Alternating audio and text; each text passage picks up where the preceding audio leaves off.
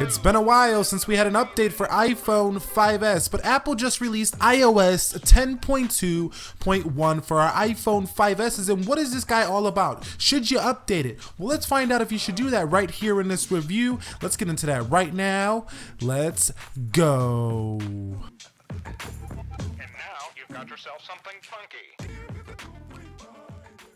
So kicking things off, let's go over and head into settings and show you that I'm currently running the more bigger update that we just recently had, iOS 10.2 14C 92. Did plenty of coverage on the channel of that guy, but iOS 10.2.1 was released. So let's go ahead and go into software update and show you that here is iOS 10.2.1, a very small update, 67.1 megabytes to be exact on this update. So very minor, but very crucial as well. This brings important bug fixes to your iPhone and your iPad. So you can see right there, it's ready to download and install. Make sure you have over 50% battery life if you're gonna go ahead and install iOS 10.2.1. And we're just gonna wait here, as we always love to do. Just wait on the iPhone to install its updates. And we're doing it live here on camera. Let's prepare this update really quickly and let's see what happens after this. Now, I would suggest that you put your iPhone on charge. Go grab a cup of coffee when you're doing this, but while we're waiting for it to install,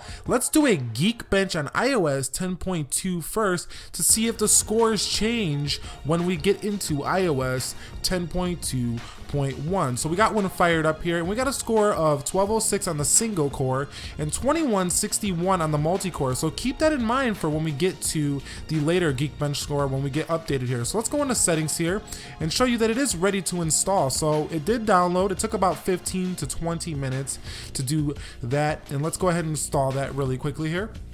Now, depending on your Wi-Fi connection or whatever internet service you are using, this is going to really depend on that, how fast this downloads. But the actual install process is more processor related for the iPhone 5S, and it took quite a bit of time. I mean, for me, it took about 20 to 25 minutes to download.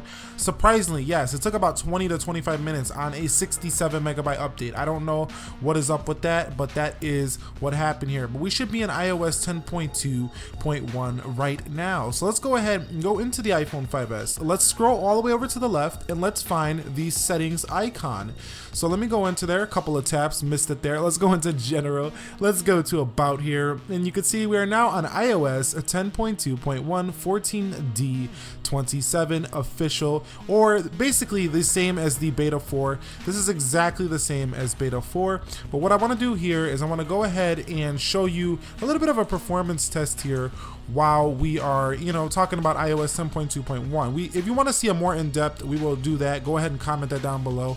But you can see performance is a little bit hanging here. Maybe that's because it's a fresh install, I'm not sure.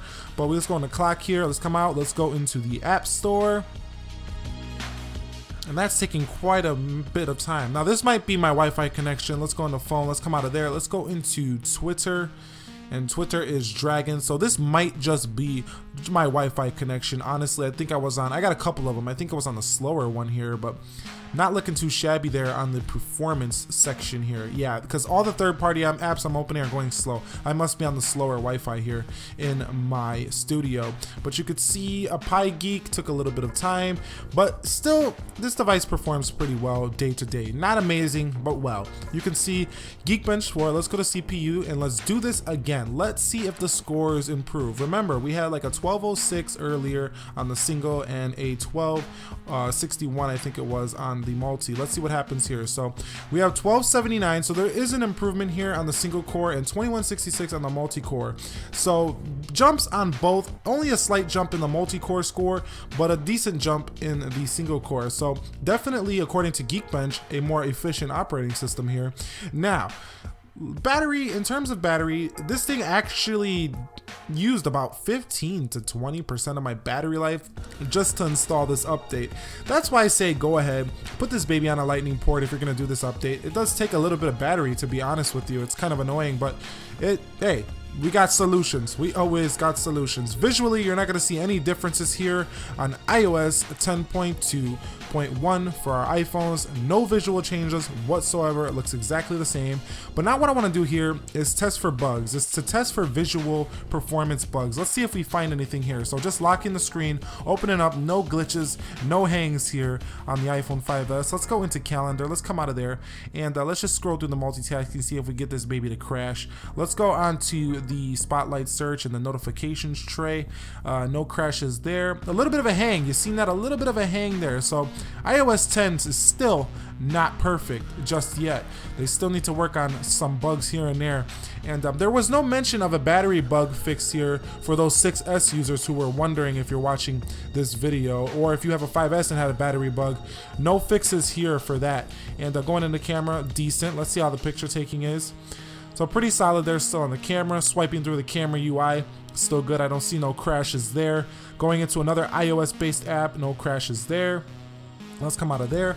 Yeah, and iOS 10.2.1 brings a lot of, security bug fixes, like big holes where hackers could get into your device and execute code, as well as get into WebKit and stuff like that, and really could just take control of your platform. So should you update to iOS 10.2.1 here for the iPhone 5S, I would say absolutely go ahead and get it right away. There are some major security holes that were fixed in this update, and I wanted to show you in this review the performance and just how long it took to update, as well as the battery. But yes, we don't even got to get all technical. Just go ahead and do this update. I think you will enjoy it here for your iPhone 5S. If you guys want to see any other performance tests versus tests with iOS 10.2, drop that down below in the comments. SE's coming soon. Hit that thumbs up if you enjoyed this video. Comment below any of those questions if you have them. And yeah, thank you for watching. This was Nick here, helping to master your technology. Be sure to be well. I will catch you guys all in the next one, and peace.